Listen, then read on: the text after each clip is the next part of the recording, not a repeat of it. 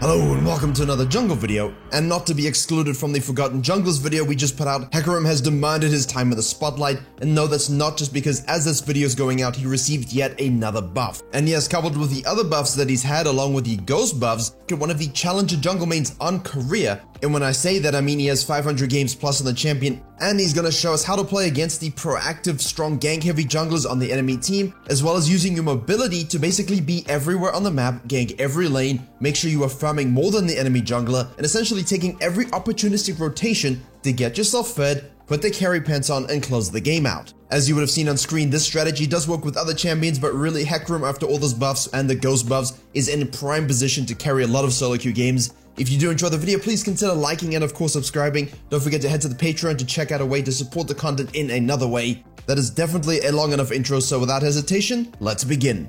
Now, as you see, a level 1, basically 200 IQ level 1, T1 Cuz is the Sett jungler. The Ezreal is def. This is really a stacked game, but that level 1 definitely goes to Cuz's team. You don't want to start E on Sett jungle, but as you know, in Korea we've seen enough videos on Reddit and on the YouTubes. The level 1 fiestas are really something to behold. Not in this case though, that was just clean. And as we prep for the start of the game and the first clears, just have a look at the runes on your screen now. Obviously Sett with the speed jungling, we did a video on that. They love this for spam ganking in Korea, getting ahead, supporting the lanes. Although it is a little bit weird talking about speed jungling when you have Hecarim against you. And on that note, I know everyone is enamored with Predator Hecarim jungle. No, Conqueror, heal up nicely, max your Q into E, keep things simple. You've got the enhanced ghost plus it's basically raw buffs. You don't need to fiddle around with Predator, let's just win the game, right? So obviously in this case we see Cuz moving around the map looking to basically make that level 1 even more fantastic for his team. Red buff into a gank in the mid lane, went to the bottom lane, gets 2 summoner spells, and now we'll head back to the mid lane, level 3 very quickly.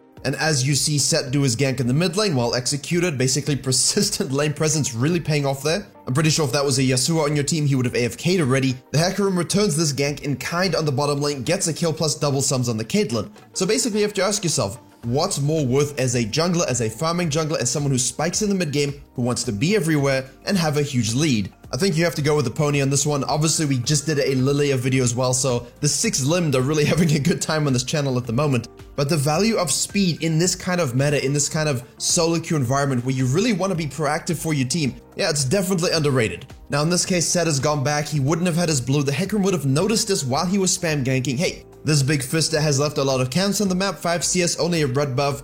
He doesn't even need mana, so I might as well make use of it for myself. And now if you're wondering why people don't like Bard, this is why. He's just chasing around, igniting, autoing, getting in the way, fidgeting amongst the jungler, doesn't even pretend he has an ADC, who just literally shoves me off. Sett rotates, you have to leave, let me do my Krugs, let Sett run around and do whatever he's going to do at this point. Most likely clear those blue side camps and then again look mid and bottom lane. So while Volibear actually rotates from the top side for a gank on the mid lane, I love the pressure the Hecarim is exerting on the map. He shadows the mid lane gank after his Raptors and now goes up for the top crab. This is very much an early extended sequence. This is something I coined many years ago actually, but it's something Canyon does also very well. He stays up longer than you would otherwise think to secure and read the flow of enemy jungler. And when he's a gank heavy jungler and he hasn't really gotten that much, he's falling so far behind as you have camp Krugs. As soon as you see Sett crossing the mid lane to move on up, basically from the Sett's perspective, from Cuz's perspective, the Hecarim would have definitely gone back to base, reset, and most likely is, around the area anyway. What he would not have expected is that the Hecarim not only stayed out longer than anticipated, he also got stoned on Sett's Krugs, which means he's in absolute prime position for the counter gank.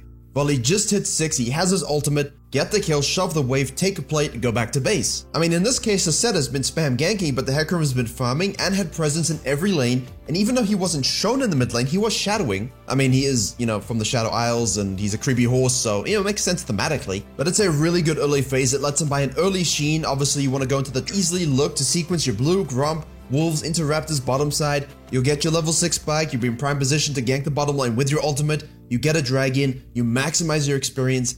However, the difference between a challenger jungler in Korea and the rest of us average folk is that you have insane predictions and reads on the enemy jungler. So for Sett, you want to rush those Swifties. It's very common in Korea, lane impact over everything. So as soon as he's seen on a ward, the Hecarim does the wolf camp just to shadow the mid lane. Again, he'll be right behind the Orianna if the Sett shows. He moves on up, places there to disengage and keep his Orianna alive. He protected his laner while still serving his own interests and denying the enemy to the jungle. Blue Gromp, Red and Raptors in some kind of funny order. In this moment you will see the set does gank again on the bot. And remember, when you're a farming jungler or someone who really spikes at level 6, it's great to do well before that, but when you have that ultimate available, you must use it. We go to the bottom side, and once you see the TP coming from the cannon and the enemy anyway, might as well dive, get a double kill for ourselves. We know Set's in the area and you could survive, but the cannon shows up and, sadness occurs. But overall, it's a good play. You're more fed. Yeah, there's double buffs to the cannon, but the Volibear is doing good work on the top lane. And the principle here is more important because in your games, the top laners are highly unlikely to plant TP. If you want to be everywhere and gank in every lane and punish enemy ganking junglers who aren't farming, this is how you do it. At the same time, you gave double buffs to a laner, so we need to activate the double buff retrieval system, not to be confused with the delivery system, which is of course what we did just now. At the same time, we'll show Set first. He goes all in on a fight amongst the bottom lane and mid lane. He's showing very heavy focus on getting that bottom mid ahead. I mean, it's not the fake LeBlanc, but it's still a LeBlanc nonetheless. Back to our favorite horse, well, tower diving with a Volibear. That's easy. The Volibear is doing very well. He's got plates ready, he shower and of course secure the Herald also. The thing is, the Set is using that Hex Flash to get around all kinds of vision, but the Hecarim is still technically being everywhere, rotating to every kill. As soon as there's a fight, he leaves what he's doing to get there. Hecarim with Ghost, with his E, with his ultimate, he's able to do this. And ladies and gentlemen, it really is that simple. Reactive pathing, rotate, and now watch the stonkiness of this triple kill. Sustains with this W, has a knockback with this E, assist from a Phage and a Sheen, and because you were already 4-1.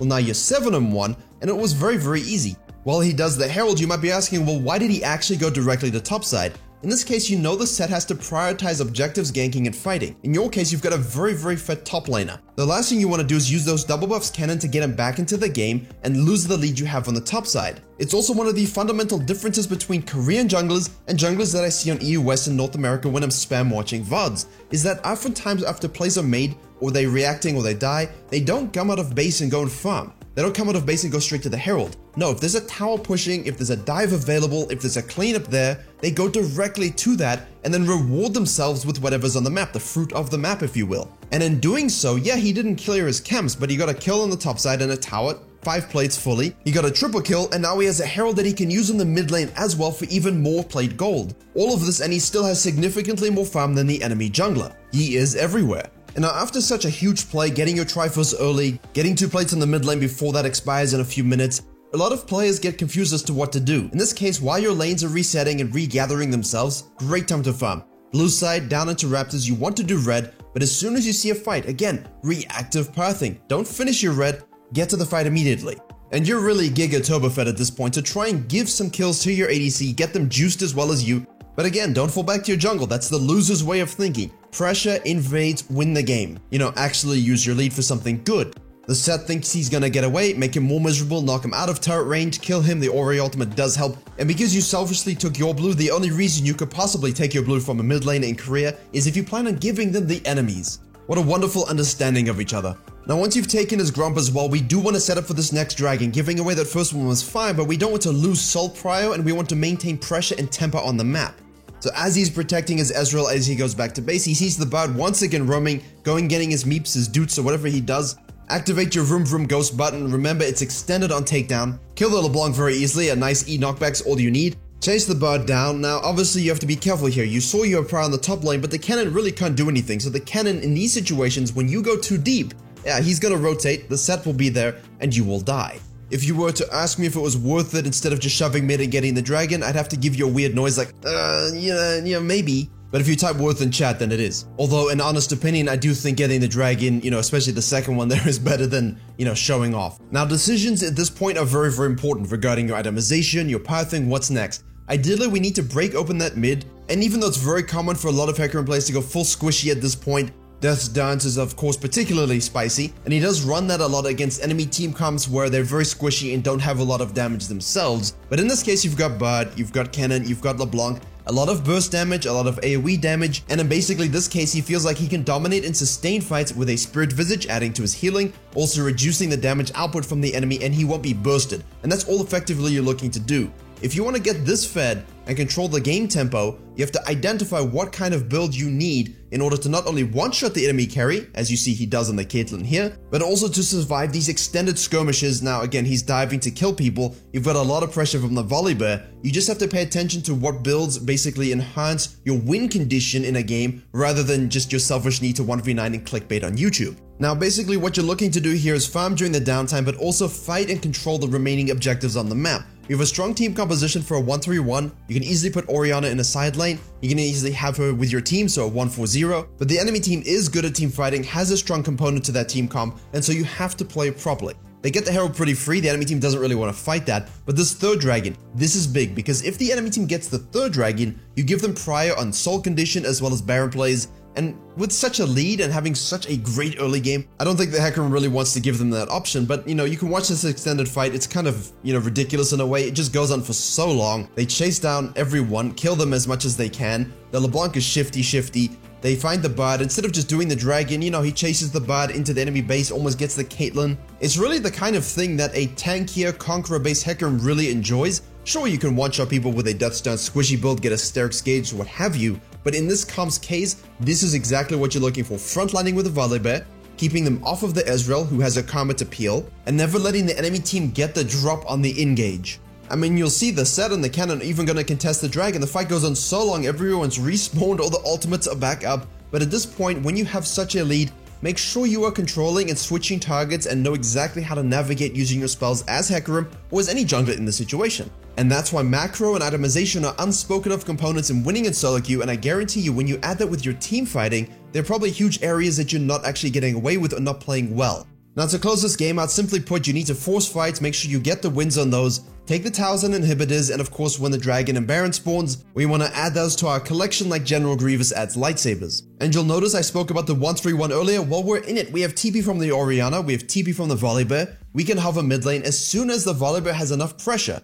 and someone investigates on the enemy team into the red side jungle. Now we can have a full-on collapse, or we can show up, and now we can push the waves, take towers, and open up the base. Very much nicely done in a challenger game. In your lower MMR games, probably not as good, which means when your team is fighting, the last place you want to be is farming your Grump, farming your Krugs. I understand you want all the experience on the map, but at the same time your teammates don't understand what they're doing or why, and you need to be there if you are the Fed member to control the narrative.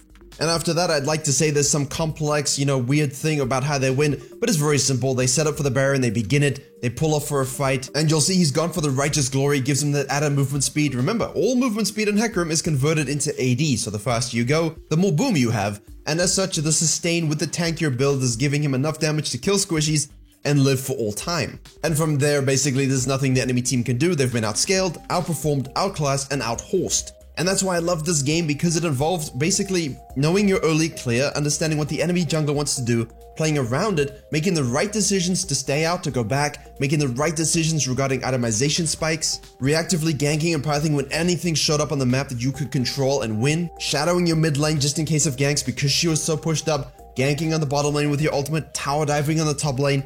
He was everywhere, he controlled the flow of the game, he controlled team fights with chasing down and engaging with the Volibear, and I'm sure for all of his efforts enjoyed like 13 LP. Hey, if you want to be Challenger, that's what you get to look forward to. I hope you're able to enjoy and learn something from this video. I did enjoy actually watching this one. It was very interesting for me as I don't cover a lot of Hecarim. Please don't forget to like, share, and comment if you in fact did. Don't forget to of course subscribe to this channel, follow on Twitch, and subscribe to the secondary channel, Gameplay and Coachings, more coming very soon.